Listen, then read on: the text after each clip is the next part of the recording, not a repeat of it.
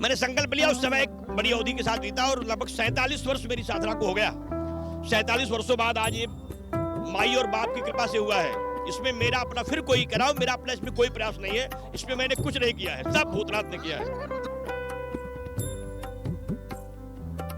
7 बड़े संकल्प हैं। पहला है काशी मथुरा मंदिर निर्माण, भारत हिंदू राष्ट्र, आतंकवाद विनाश, बांग्लादेशी हिंदुओं की सुरक्षा, बेटियों की सुरक्षा, गंगा विरल प्रवाह, देश की सेना को मजबूत होना, अर्थव्यवस्था की भव्यता और नौजवानों के शक्ति सामर्थ्य का विस्तार तथा भारत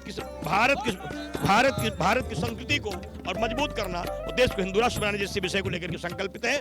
नमस्कार, मेरा नाम संजय पांडे और इस वक्त हमारी मौजूदगी प्रयागराज महाकुंभ में। यहाँ देखने और दिखाने लायक बहुत सारी चीजें हैं। इसी कड़ी में हम आज एक ऐसे मंदिर पे पहुंचे जहाँ 7,51,00,000 रुद्राक्ष से 12 ज्योतिर्लिंग का निर्माण किया गया। हमारे साथ बातचीत करने के लिए यहाँ के पुजारी जी मौजूद हैं, संत महाराज मौजूद हैं। उनके भी हम दर्शन कराएंगे, उनके विचार को आपको सुनाएंगे और 11,000 त्रिशूल को भी लगाया गया है। त्रिशूल के अलग अलग मायने हैं, अलग अलग उद्देश्य हैं। तो चलिए संत महाराज जी के रूबरू करते हैं, उनसे बातचीत का दौर शुरू करते हैं, जानने की कोशिश करते हैं कि इसके पीछे का उद्देश्य क्या है। महाराज जी, जिस प्रकार से यहाँ पे देखा जा रहा है कि दिव्यता, भव्यता, नव्यता झलक रहा है, योगी सरकार जी सरकार की चाहते थे कि यहाँ पे महाकुंभ प्रयागराज में हो, उसी तरीके से कुछ नजारा देखने को मिला। जब हम लोग यहाँ पे पहुंचे तो अलौकिक दर्शन हुए। आपने रुद्राक्ष से ये 12 ज्योतिर्लिंग बना दिए और 11,000 त्रिशूल स्थापित कर दिए, सब कैसे हुआ और उद्देश्य क्या है? देवाधिदेव आदिदेव महादेव भगवान शिव की कृपा से हुआ। इसमें मेरा कोई प्रयास नहीं है, मेरी कोई ताकत नहीं है, मेरा कोई बल नहीं है, मेरी कोई सामर्थ्य नहीं है और मैंने बनाया नहीं है। बनाने वाले बाबा भूतनाथ हैं, बनाया भूतनाथ ने, बनाया भक्तों ने। संकल्प मेरा था 47 वर्ष पूर्व से कि कभी मेरे जीवन में अवसर आ जाए जब ज्योतिर्लिंग बनाने का अवसर मिले। शिवलिंग तो बनाई जा सकती, ज्योतिर्लिंग बनाना कठिन था। फिर ज्योतिर्लिंग बने कैसे? सोने की बन नहीं सकती, चांदी की बन नहीं सकती, क्योंकि ज्योतिर्लिंग प्रकट होती है। तो बहुत चिंतन के बाद लगा कि शिवपुराण में रुद्राक्ष शिव की आंखों से प्रकट हुआ है, तो जो प्रकट होता है वही ज्योतिर्लिंग हो सकता है। मुझे लगा रुद्राक्ष शिव से प्रकट है और बाबा का परम प्रिय है, भगवती का स्वरूप है, इसलिए रुद्राक्ष की मणियों से अगर बन जाए तो ठीक है। अब रुद्राक्ष की मणियां प्राप्त हो। पशुपतिनाथ जी में आज से 35 वर्ष पहले मैंने भू समाधि ली थी। तब महाराज वीरेंद्र विक्रम शाह जी उस समय थे, उन्होंने मुझे चंद्रमा मुकुट सब भेंट किया जो मैं पहनता हूँ। लगभग 40 रुद्राक्ष में पहनता हूँ। मैंने संकल्प लिया, उस समय एक बड़ी अवधि के साथ बीता और लगभग 47 वर्ष मेरी साधना को हो गया। 47 वर्षों बाद आज ये माई और बाप की कृपा से हुआ है। इसमें मेरा अपना फिर कोई कराओ, मेरा अपना इसमें कोई प्रयास नहीं है, इसमें मैंने कुछ नहीं किया है, सब भूतनाथ ने किया है। रुद्राक्ष आए कहाँ से, लोग ये जानना चाहते हैं।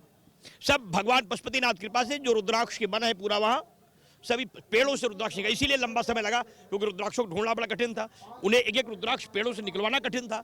इसलिए लंबे समय के बाद, एक प्रतीक्षा के बाद रुद्राक्ष की मणियां हुई। 10,000 गांव की मैंने पदयात्राएं की, सभी लोगों से मैंने भिक्षाएं मांगी। और आपको आश्चर्य होगा, ये पैसा किसी उद्योगपति का नहीं, किसी नेता का नहीं, किसी सांसद का नहीं, किसी मंत्री का नहीं, किसी विधायक का नहीं महाराज। ये देश भक्तों का है, मेरी बेटियों का है, मेरे नौजवानों का है, मजदूरों का है, रिक्शा चालकों का है, अन्नदाता किसानों का है, श्रद्धावान भक्तों का है महाराज, जिन्होंने पूरे रुद्राक्ष मणियां ये सब यहाँ ला के दिया है। मौनी बाबा भी आपको उपाधि दी गई। मौनी बाबा, आप 14 साल कहा गया कि आप मौन धारण किए रखे, उसके पीछे क्या कुछ उद्देश्य था और कब ये? देखिए 1989 से 2002 का जो समय था मेरे मौन व्रत का था। मतलब श्रीधाम अयोध्या में भव्य मंदिर निर्माण को लेके मेरा मौन व्रत था 14 वर्षों का, पूरा हुआ।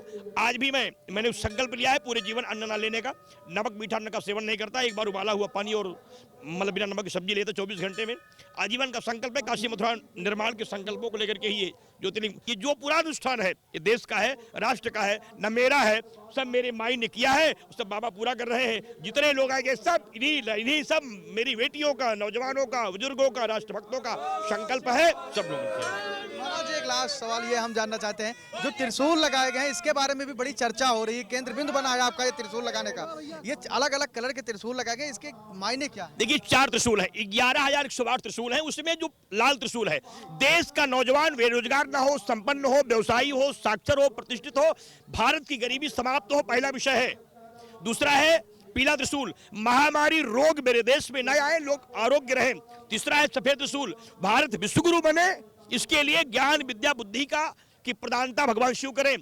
चौथा है काला त्रिशूल, आतंकवादी और आतंकवाद के विनाश के लिए है। महाराज, एक और हम सवाल जानना चाहते थे। जब यहाँ पे प्रयागराज में महाकुंभ की तैयारी चल रही थी और था कि बड़ी दिव्य तरीके से होगा इस बार महाकुंभ, तब वक्फ बोर्ड वाले कहे ये जमीन हमारा है, मुसलमानों ने कहा। देखिए, जब किसी व्यक्ति को पागलपन की दवा हो जाए गद्दारों की गद्दारी को देश हमारा देख रहा है, गद्दारों की गद्दारी को देश हमारा देख रहा है, शकुनी की हर चालों को देश हमारा देख रहा है। अर्जुन का गांडी उठा तो महाप्रलय हो जाएगा। बंद करो राजनीति, नहीं अब अनर्थ हो जाएगा। क्योंकि आपकी शकुनी चाल, आप कहेंगे ये वो सबोध की संपत्ति है, तीर्थराज प्रयाग, पागल हो गए हो? 1400 वर्ष की जिसकी हैसियत हो, हमसे कह रहा है कि संपत्ति मेरी है।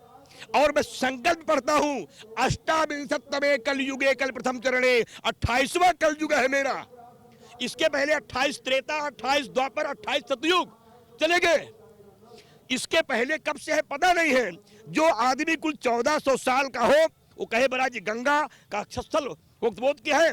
इन पागलपन लोगों को बता दीजिए, देश की सियासत में जगह नहीं पाओगे। गद्दारी मत करो, अधिकार नहीं पाओगे। त्रिवेणी का वक्षस्थल है, देश इसे बचाएगा। यहाँ के नौजवानों से लड़ नहीं पाओगे, हार जाओगे तुम। गद्दारों की बात सुनो, हार जाओगे तुम। गद्दारों की बात सुनो, वोट की सियासत से लड़ नहीं पाओगे। देश है गंगा के यमुना की धरातल का, इसके लिए प्राण जाएंगे लेकिन बच नहीं पाओगे। मौनी बाबा थे, आप इनकी तेज आभा को देख सकते हैं, कितनी तेज है आपके शरीर में और किस तरीके का वक्तव्य है। सीधा सीधा उनका साफ तौर पे कहना है कि यह सनातन की धरती है और यहाँ पे अधर्मियों का कोई राज्य स्थापित नहीं होने वाला है। अपने कैमरा पर्सन से कहूंगा कि दिखाएं इस भव्यता को और दिव्यता को कि किस प्रकार से यहाँ पे 12 ज्योतिर्लिंग का निर्माण किया गया है। यहाँ आप देखेंगे तो अपने बाएं तरफ तो 6 बनाए गए हैं, 6 ज्योतिर्लिंग। उसके बाद में अगर आप इधर नजर दौड़ाएंगे तो इधर भी रुद्राक्ष से 6 ज्योतिर्लिंग की स्थापना की गई है। बड़ी संख्या में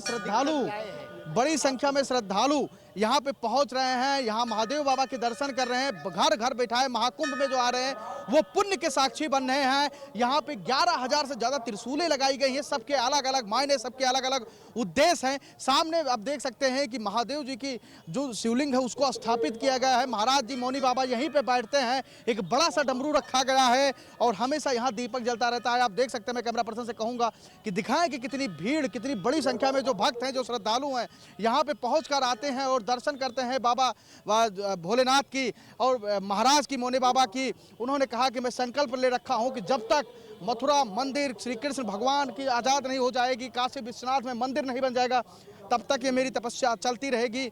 आप देख सकते हैं कि लंबी लाइन लगी है, लंबी कतार लगी है और जगह जगह से तमाम श्रद्धालु यहाँ पे पहुँच रहे हैं। ये आकर्षण का केंद्र बना है। यहाँ पे अलग अलग राज्यों से, अलग अलग देशों से तमाम लोग यहाँ के साक्षी बन रहे हैं और रुद्राक्ष से बने इस ज्योतिर्लिंग का दर्शन कर रहे हैं। तमाम वो श्रद्धालु जो यहाँ पे पहुँचे हैं आस्था के साथ, गंगा में डुबकी लगाने के बाद वो यहाँ भी पहुँच रहे हैं और यहाँ के अध्यात्म के बारे में जान रहे हैं। यहाँ से रुद्राक्ष के द्वारा जो ये शिवलिंग बनाया गया है उसके दर्शन कर रहे हैं और अपना सौभाग्य मान रहे हैं कि वो इस बार प्रयागराज कुंभ में पहुँचे और यहाँ तमाम वो चीज़ें हैं जिसका वो दर्शन कर रहे हैं, साक्षी बन रहे हैं। सनातन धर्म का ध्वज फहरा रहा है चारों तरफ और चारों तरफ हर हर महादेव की गूंज है, उद्घोष है। लगातार यहाँ श्रद्धालु पहुँच रहे हैं। चर्चा का केंद्र बिंदु बना है। महाराज जी ने साफ तौर पे कह दिया है कि विधर्मियों की राज नहीं चलने देंगे और हमारे युवा जो हैं वो भारत को विश्व गुरु बना के रहेंगे और हिंदू राष्ट्र बना के रहेंगे। तो पर शिवांशु कैमरा पर्सन से कहूँगा कि तमाम वो भक्त हैं जिनको दिखाएं कि वो किस तरीके से यहाँ पे आए हैं और अपना कितना सौभाग्य मानते हैं और किस तरीके से वो यहाँ पे पहुँचे हैं। तमाम लोग यहाँ पे पहुँच रहे हैं। लगातार उनसे हम बातचीत भी कुछ श्रद्धालुओं से करेंगे और उनसे भी जानेंगे कि यहाँ पे। बहन जी क्या नाम है आपका? दीपा बड़ुआ पत्थर। कैसा लगा ये यहाँ पे एक नज़ारा रुद्राक्ष से बनाया गया 12 ज्योतिर्लिंग? बहुत अच्छा लगा, बहुत सुंदर लगा। हाँ गंगा में स्नान हो गया आप लोगों का? हाँ हो गया। चलिए, और भी कुछ लोग हैं उनसे भी बातचीत करेंगे। क्या नाम है बहन जी आपका? सुदेश। कहाँ से आई हैं? पालम से। अच्छा ये बताइए कैसा लगा यहाँ पे? आपने रुद्राक्ष से पहली बार देखा होगा कि भगवान शिव की? हाँ जी हाँ जी हाँ जी। तो कैसा लगा? बहुत अच्छा। गंगा में स्नान करके कैसा महसूस? बहुत अच्छा सर, बहुत अच्छा। सर से भी बात करते हैं। भाई साहब कैसा लगा यहाँ पे? क्या कुछ महसूस किया? कितना अलौकिक और भव्य है? बहुत भव्य है, बहुत अलौकिक है। इससे पहले हमने नहीं देखा था, ये पहली बार देखा। पहली बार देख रहे हैं? बिल्कुल। बाबा के उद्देश्य को जाने आप लोग कि किस उद्देश्य से बनाया गया सब कुछ? ये तो अब देखने के बाद समझेंगे।